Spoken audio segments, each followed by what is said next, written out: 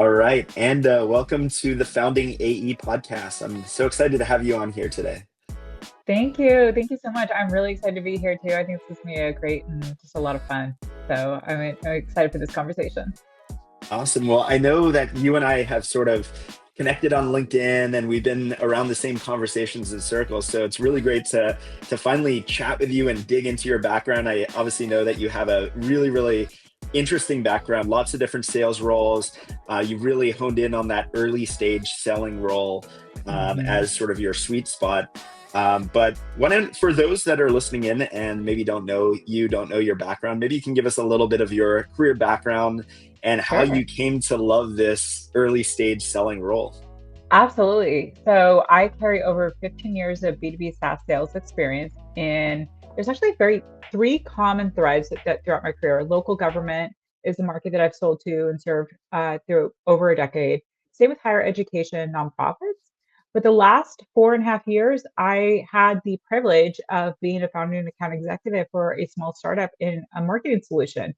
And it really stretched my knowledge and grew my knowledge in terms of everything that the sales role can be, but how unique and niche the founding AE role is. I did have a go-to-market position in a previous role, but it was for an established company and it was for a department, like a new department go-to-market. So it wasn't a true founding AE, but the last 4.5 years absolutely was. And just I fell in love with the role, and can't I can't imagine measuring any other role like it. So I think it's a lot of fun. That's really awesome. I want to unpack that a little bit more because Yeah. we probably have some listeners that might be thinking about doing the founding AE role at some points. hmm You mentioned that you've even done sort of a founding sales role, but within a department, right? hmm And then there's the founding AE role, which is like literally the first Right. salesperson within a company. First of all, what draws you to that? It seems like you have a lot of passion and enthusiasm for that role. What is it that drives you to want to be a founding sales leader again? And when you're thinking about that role versus either being an account executive or a sales leader at a more established company, or even the founding salesperson within a department of a company that has hmm sales resources and so on, what makes it so different to be sort of that first person on the ground floor? The first person, so right off the bat, you get to see your impact right away. And that could be good, that could be the bad, that could be the ugly. So because there's a lot of trial and error with the founding account executive role, and you really get to hit the ground running and go, okay, what needs to be done? A lot needs to be done. There's a huge elephant in the room. How are we going to consume this, for lack of a better term? And it's really diving in and playing detective. But let me throw a bunch of different things at the wall and see what's going to stick. And what I mean by that is you're most likely in the founding account executive role, identifying your market verticals. There might be some warm market verticals so you have an idea if they've been sold to previously, but you're really honing in on those. You're also identifying your ideal customer profiles because obviously not everyone in that market is an ideal customer. You're identifying your buyer personas, and you're also on the what I call the admin side, or the back office side, is you're putting a lot of processes in place. So you get to have a lot of creative freedom in seeing what's going to work and what's not going to work and see what your impact is.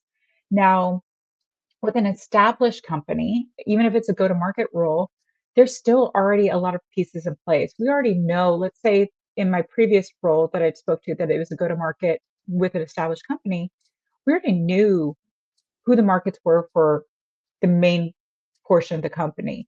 But this new department, we still had to roll everything out. But things like CRMs were in place, um, email sequences were, besides being fine tuned, were already in place. A lot of tools were in place, so you weren't really helping build the castle as much. You were remodeling or adding on a room, but you weren't so much building out that foundation, which you get to do with the founding account executive role. Now, there is a little bit of a caveat there, and I don't want to go too long into this and just kind of, drown you out here. But uh, if somebody is thinking about a founding account executive role, I highly recommend they have at least some experience as an account executive, an SDR, BDR, account manager, somewhere in that space, at least before you go into the founding account executive role, because it is a lot of work. It is a grind, and that experience is only going to help you set up for success.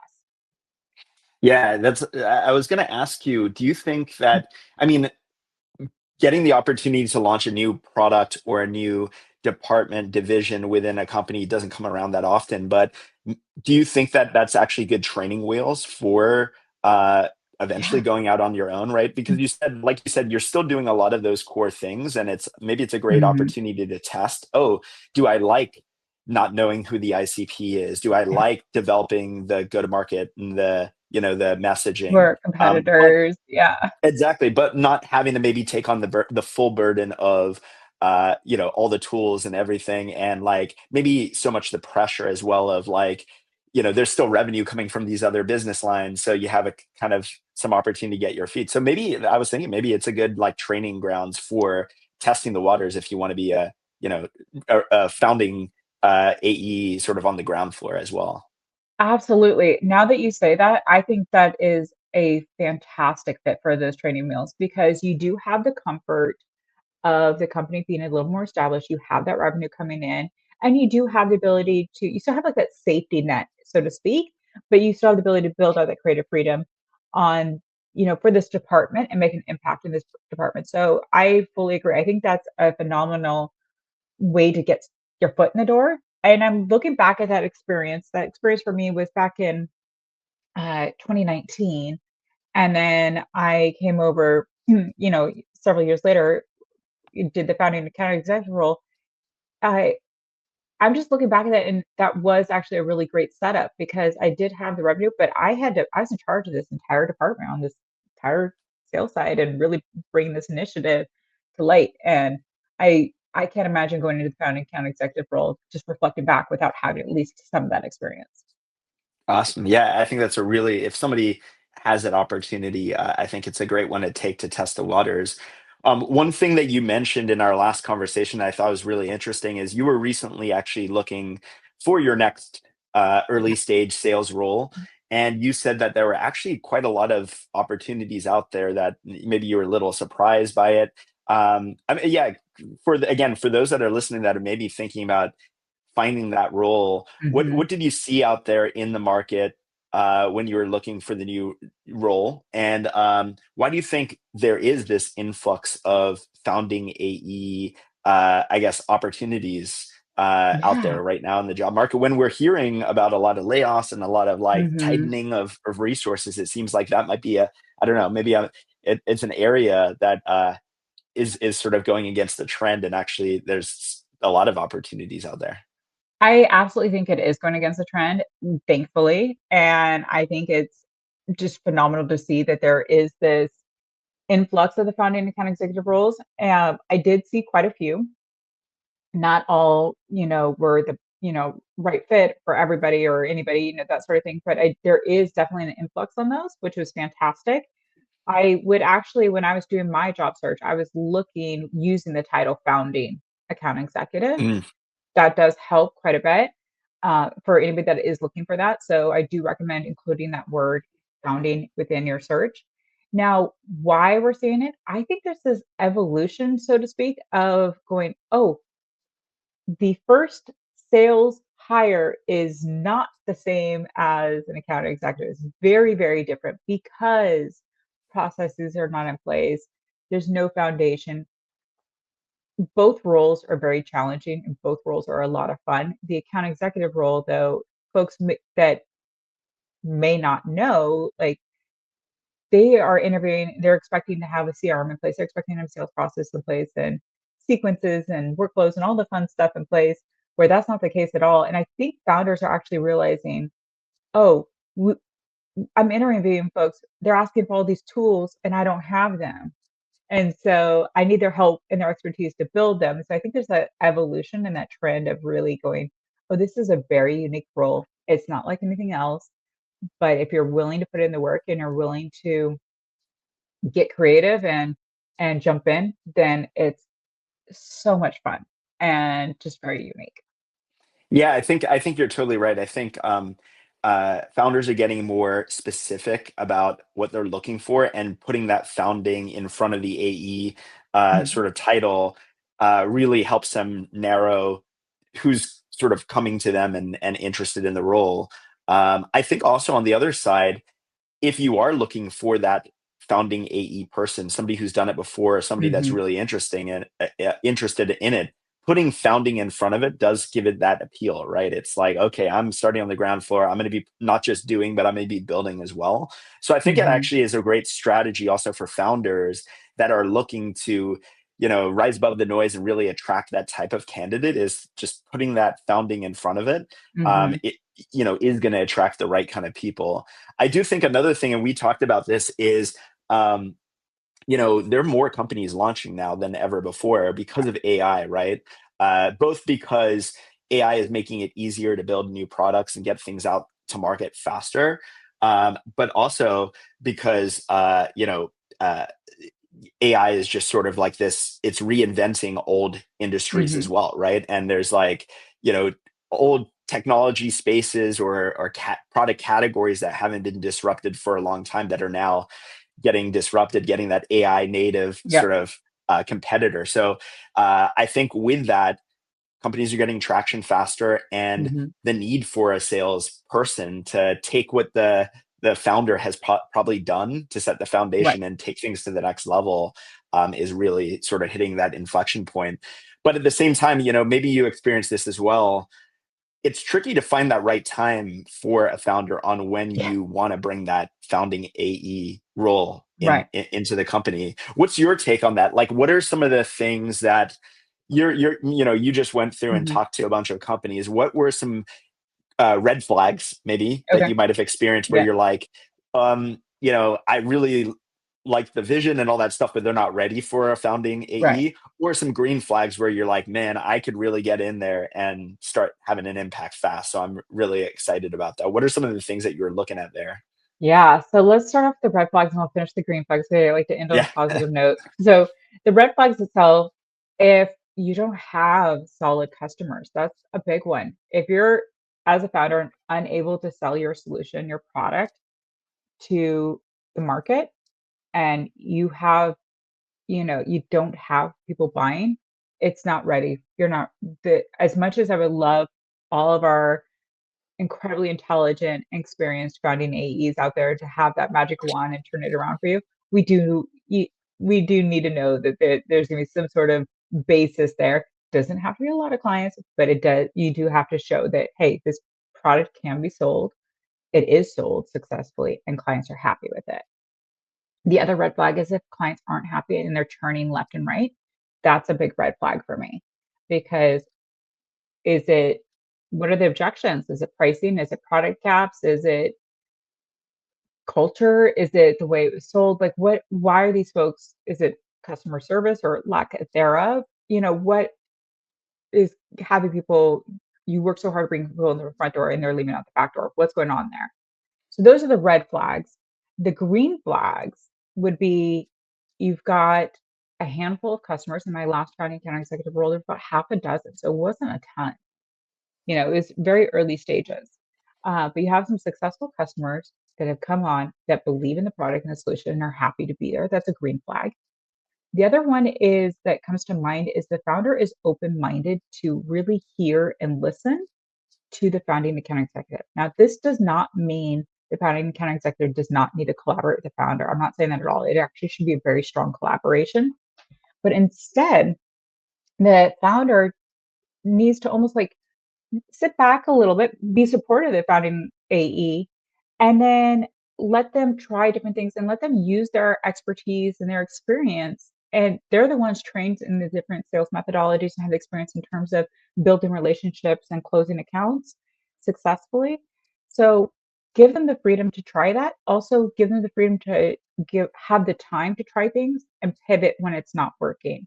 So if the founder wants to be a strong collaboration, then that's a huge green flag for me. And they also really, really believe in the mission, whatever that may be. The dollars will come if it's a strong product, if it's a strong solution, and it's a strong fit. And so it's not just a transactional. feel. Instead, it's really, hey, let's create this partnership and let's build this together. Yeah, it makes a lot of sense. One thing you mentioned there as well is sort of time, right? Like making sure that the founding AE has enough time to get their feet under them and sort of Yeah. figure things out. At the same time, I do think that often founders have this expectation that, Mm-hmm. you know, okay, now this is actually one of the biggest investments that usually a company makes, Yep. right? At this point in time in their life, right? So they want to Mm-hmm. start seeing revenue come in and Yep. at least a path to an ROI for that Mm-hmm. resource. What do you think the right sort of expectations are in that first 30, 60, 90 days? Like when you're maybe testing the waters with a founder to see if they Mm-hmm. have realistic expectations. What are you looking for? And then also in your own mind, what are you trying to achieve within that sort of initial period of time? I love this question because you hit the nail on the head there, Justin, where you're just like, they have these expectations. Look, as a very experienced founding AE, and I don't want to speak for all of my founding AEs, peers out there, but I will say expecting to have a lot of sales or any sales in the 39 days or in the first 30 days is not realistic. Unless it's a transactional solution, that's a different. But I'm speaking from this consultative sales approach and SaaS and AI where it tends to be a little bit longer of a sales cycle. The first 30 days, I would love for all of my colleagues to have a magic wand, all these businesses to have a magic wand, and for it to just open the floodgates in the first 30 days. Unfortunately, that's not usually the case, and that would be an outlier. What I tend to look at the first 30 days is being a sponge and soaking up all the information you possibly can. You are studying everything from the solution to the customers, ideas of ICPs, market verticals, buyer personas, the existing customers. Why did they come on board? Customers that, I'm sorry, prospects that did not come on board. Why did they not come on board? You are going into the trenches and you're learning everything and you're building. We can't go and fly the plane without having the wheels on it and the wings on it first. So really just building out that whole structure is the first 30 days. If you have an outlier of a deal coming in that first 30 days, kudos to you. That's a huge congrats, but I don't think that should be an expectation. Now, 60 days, 90 days, yes, you're tend to, you're booking discovery calls, you're doing demos, you're creating this strong path of this ROI.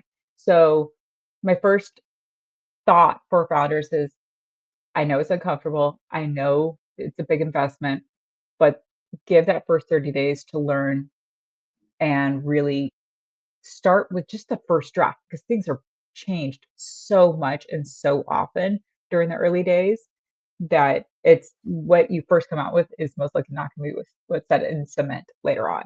And then so giving that little bit of that freedom, and then for the founding AE, really just show, hey, what are the metrics? Even building out like the pipeline metrics, showing these stages, building that out, building out the CRM, building out the sequences, showing, hey, these are the markets that I'm going to try to go after. Really showing that ROI, the thought you put into it is going to help everybody in the long run, and it's also going to set you up for the 60-day and that 90-day. Now, the only caveat is if you are selling into markets that have longer sales cycles, I will just back my experience, local government, higher education, nonprofits, those are typically longer sales cycles. You tend to look at 6 months for a sales cycle of those. So that's my only little asterisk on that as well. Yeah, totally makes sense. And I think the key is showing that you're building you're sort of creating some order in the chaos, right? I Hmm. think is maybe what Absolutely. the founding AE needs to show externally. I think internally, it's like you said, understanding the product, understanding the customer, understanding the problem, and sort of internalizing all this information. And then externally, for the founder, it's showing them that you're making some order in the chaos, right? You know who the Hmm. ICP is, you know what the channels are that you're going to reach them in, and you're ready to start experimenting with some of these things. And again, the first sale may not come for the first 6 months, but at least if you're starting to show that conversations are happening, patterns are starting to emerge, I think Yep. a really good sign for a founder that, you've got the right person on the team. So that's awesome. I wanted to dive a little bit into the creativity, because Yeah. in the last conversation we had, I was telling you that, what I'm finding out there is that a lot of people are struggling with prospecting these days, right? I think, Okay. Hmm. it's really noisy out there. There's a lot of solutions, like we mentioned, that are coming to market. A lot of people competing for attention. Inboxes are full. Yes. LinkedIn was a nice green Mhm. space, but now LinkedIn is getting pretty So full, noisy. right? So I'm curious, like, what are some maybe creative channels or creative strategies that you've used in the past to rise above the noise that have been effective, that you think maybe in this noisy space today might still be interesting ones for listeners here to consider? Absolutely. So there's three that come to mind, and it's completely different than your standard cold calling, emailing, or text messaging. So I know, just listening to your podcast, I know those have been discussed before, and they're all great. And I do not abandon those. They do help the whole process and do work. But the three that I would like to mention is, believe it or not, a handwritten card. I learned this in my last role, does wonders. It doesn't have to be long. I'm honestly, the shorter, the sweeter, the more impact it has, but that cuts through a lot of the digital noise. If you can get your, point of contact information, you're going to stand out and you're going to be remembered over the hundreds of emails and text messages that they get that they delete and then unsubscribe from. So that's the first one. It's very, very different. It's something, I like to think 20 years ago, our mailboxes were overflowing, our inboxes were low, but now, maybe 25 years ago, now it's the other way around, right? So, um, handwritten card does work wonders. Another one that I want to talk about, even though it is digital and it does work within emails, is Loom videos of Hmm. a minute or less. People, you need to grab their attention and you really need to hold on to it, but you only have 60 seconds to do it. And you can make a Loom video feel very personalized without actually using their name. So you don't have to create hundreds, thousands of Loom videos. You can actually create one that's very, very personalized, that or feels personalized without having to, reinvent the wheel every single time. Now, the key with that is to use the thumbnail feature when you go to share it. So it shows your lovely face, and it really draws folks to go and click on it in that email. So that's the second one. And the third one is podcasts like this, really just sharing your ideas. And if you're asked to be on other podcasts and sharing tips and tricks, that's actually itself does kind of, it's like the snowball effect. So saying, oh hey, I was on the Founding AE podcast and I learned about handwritten cards. I'm going to use this. I also want to talk to Justin and wonder if he's ever tried out, sending a gift or something like that. Those are different, a bunch of different ways that you can really get creative. It's not too costly and you can get your foot in the door and be remembered. Yeah, I love those. I think I'm like, as you're speaking through them, I'm remembering uh, outreach that I've received, right? That Hmm. has stood out, and definitely there's some handwritten cards in there. Also, some interesting, like, things that have been sent to me in the past that were kind of interesting. One in particular, I remember, I think it was Sendoso, which is a Yes. gifting platform Yep. itself. I think they sent me a like a box of spam, like Yeah. actual spam, and they had a note that was like, don't send your your prospect spam, send them like spam emails and stuff like that. Right. Send them like things that are going to stand out and like catch their attention. I thought it was just a funny play on words, and a product that they sent me.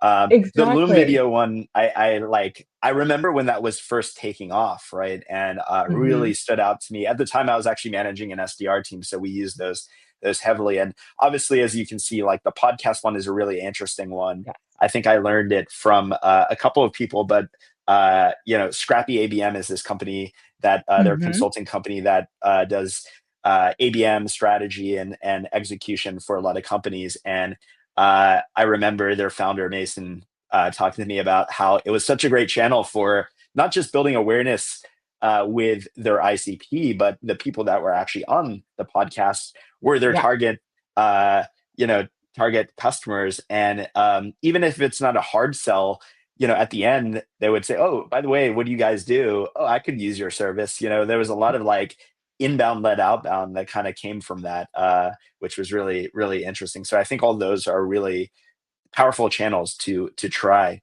Um, I'm One curious thing, also. Oh oh, yeah, go sorry. ahead. Yeah, I yeah, was gonna say one thing you mentioned about the spam from yeah, Sendoso.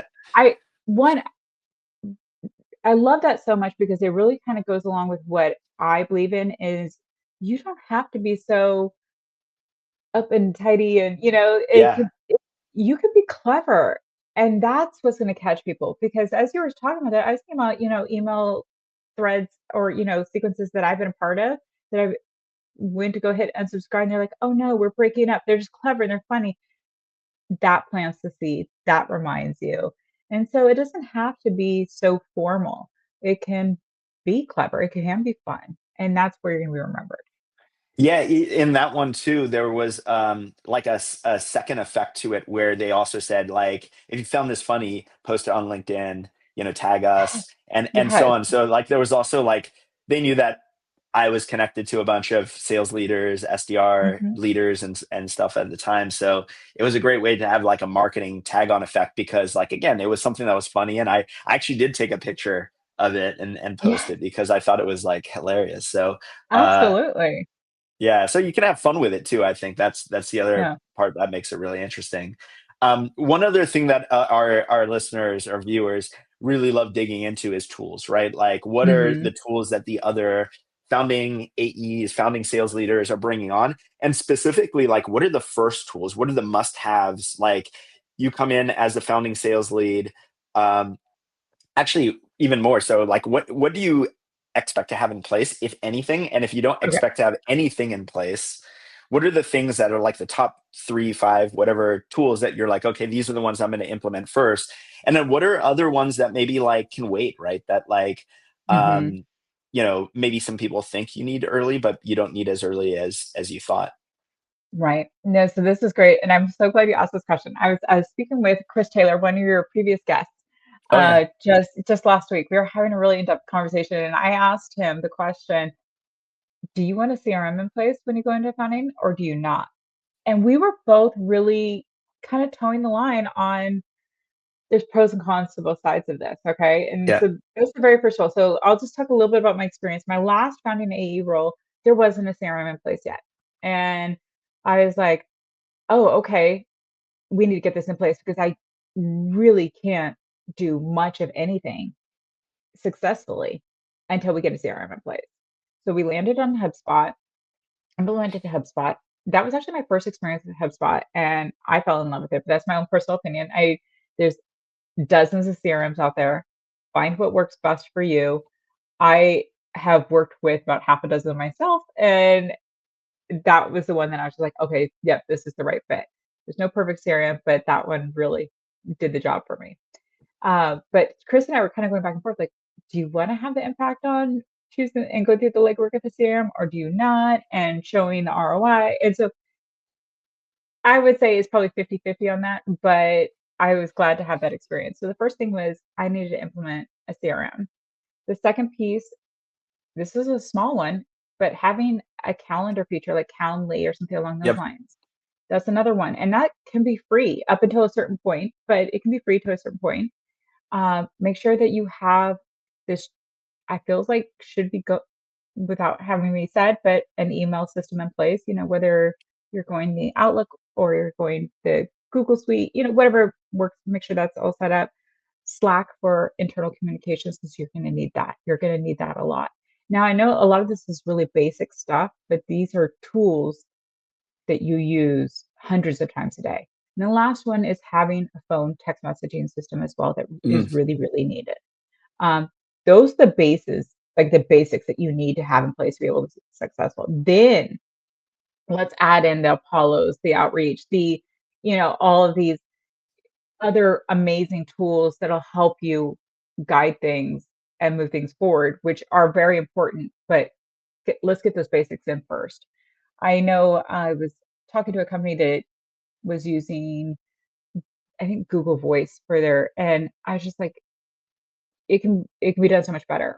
Do we have the budget to find a tool that is nothing against Google Voice, but for their setup, it was not going to work in the long term in terms of growth. And so it's like, can we find a tool that is going to work in terms of calling and text messaging and doing it appropriately and making sure that you're not going to get flagged and things of that nature.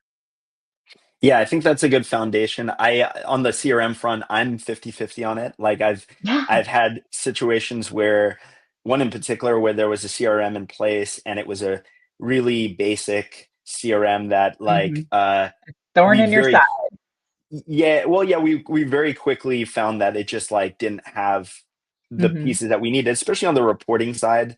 Yeah, I get it. Like very basic CRM is just content management, right? Yeah. Which is great, but very quickly you want to start reviewing your pipeline, seeing how like trends are starting to form in terms of who you're winning, and Hmm. make those decisions, like you said, on like ICP and where we should be focusing, and not having that was a challenge, and then moving off it, it was something that we kind of kicked the can down the road because it was such a heavy effort, Yep. and it was a big pain. But I've had other situations where you know uh, it would have been nice to have a CRM in place, Yeah. when I first joined, especially like when there was a founder selling, and you want to see what those previous conversations looked like. So I think it's tricky to decide, but I do think Yeah. you pointed out HubSpot. I'm a big fan as well. Hmm. Obviously, use Salesforce many times as well, Yes. but I do think HubSpot does a nice job at keeping it light, keeping it simple, and then giving you Yeah. those advanced features when you need them, right? You can grow into it Exactly. a little bit easier than maybe some of the other Yeah. platforms. So I think it's a And good choice. I've used Salesforce maybe like 10 years, and it definitely does the job, and it's definitely, it's a lot of heavy lifting. And but it holds the data. But I just found this HubSpot. I was just like, oh, this is really cool. Like you said, I think you worded it perfectly. It keeps it light. You can grow into those advanced features when you're ready for them. Yeah, absolutely. Anda, this was awesome. I'm Yeah, you sure too. there are people listening to this, both founding AEs and sales reps, sales pros that would love to chat with you and pick your Yeah. brain and get a little deeper into your experience. And then maybe there are some founders listening as well. I know we do have founders that listen to this that are thinking about hiring their first founding AE and want to pick your brain as well in terms of what they should be looking for and considering. Where are the best places for people to connect with you, to learn more and to connect with you and chat? Sure, absolutely. I would love to chat with folks, and just I love those brainstorming sessions, and happy to help out however I can. LinkedIn is a great spot. So I will also, in terms of like show notes, give that link. But the my URL is A Willett. And then also you can contact me on email, anda.willett@gmail.com. Happy to chat and have those conversations as Awesome. well. Well, this is always fun to chat with somebody that's as passionate about this role and this topic as I am. So thanks so much for taking the time to share your experience, share your wisdom with Thank us, you. and have a great rest of your day over there. Thank you, you too. I really appreciate it. It's a lot of fun.